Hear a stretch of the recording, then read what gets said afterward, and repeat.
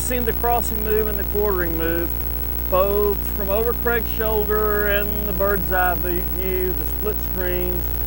And you notice that we have made mention several times in describing these moves that the gun actually moving the same speed of the target actually makes the target slow down visually.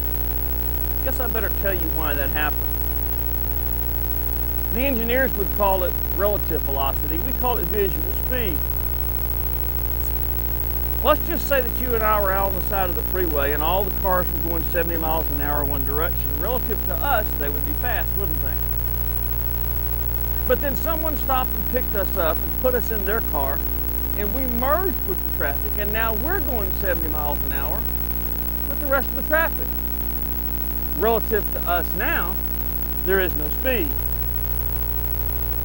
Yes, you can do that to the targets. You actually control the speed of the target. If your gun moves and merges the same direction and same speed as the target appears to be still. Ever wonder why when you were watching your buddies shoot, all the targets looked slow? And when you got in the stand, they seemed to speed up? Well, that's because you're moving your gun too fast. You're not in sync with the bird. In fact, the only time the right lead is really the right lead in a consistent way is when the bird and gun are going the same speed. For example, if that's the bird, that's the gun, and that's the right lead.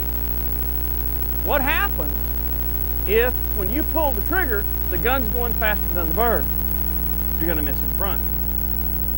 And, by the same token, if the gun's going slower than the bird, when you pull the trigger, you're going to miss behind. But the lead was the same in both shots.